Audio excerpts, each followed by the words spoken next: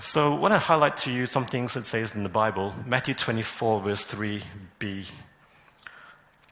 Tell us, when will these things happen, and what will be the sign of your coming and of the end of the age? So this is in Matthew 24, which we call the Olivet Discourse, or part of the Olivet Discourse. And the disciples were asking Jesus, when will these things happen? Number one, which is this destruction of the temple that Jesus was talking about.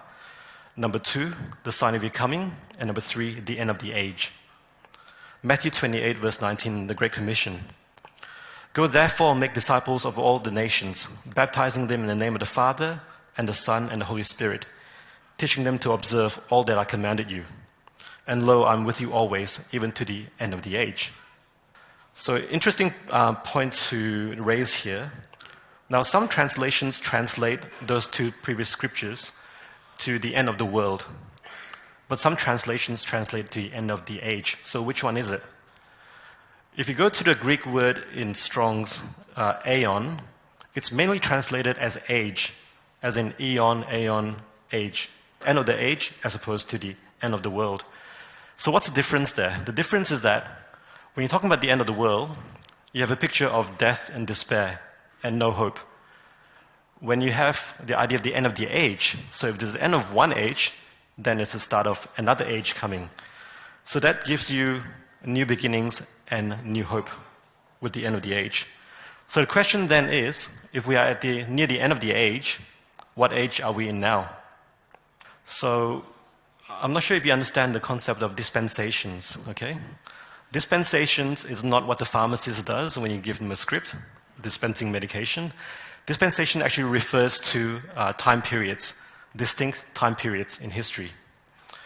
And also with cycles. In Ecclesiastes chapter 1, verse 9, Solomon says, that which has been is that which will be, and that which has been done is that which will be done. So there is nothing new under the sun. So we see this all throughout nature. We see day and night. It's a cycle. Spring, summer, autumn, winter, back to spring. High tide, low tide. So we see cycles in nature. But the word says that in God's timeline, there's also cycles. Now, I'm not sure if you've ever looked at the Bible from this perspective. Over here, we have eternity past. So before God created the heavens and the earth, or the universe, eternity past. Why is it eternity past? It's because time did not exist at that point. Time is a construct that we live by, all right? God is spirit. We are flesh. We are physical. So before, there was eternity past. Do you know in the future, there'll be eternity future? So when God recreates the heaven and the earth, recreates the universe, and God himself shall be your light, so there will be no more need for the sun and the moon and the stars to tell you the time, the rotation of the earth and all that. So it's interesting how you see the mirror, eternity past, eternity future. In the beginning, God created the heavens and the earth, and at the end, there'll be a recreation of a new heaven and new earth. Next, we've got the judgment given. So when Adam and Eve sinned, the pronouncement of the judgment was, you will surely die. Now, obviously, Adam didn't die for 900 plus years after the judgment that was pronounced to him. But in the end, there's a great white throne judgment. So at the end, at the start, judgment is given.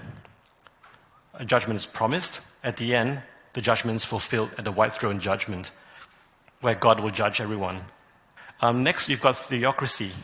The theocracy was when the nation of Israel were meant to be led by God.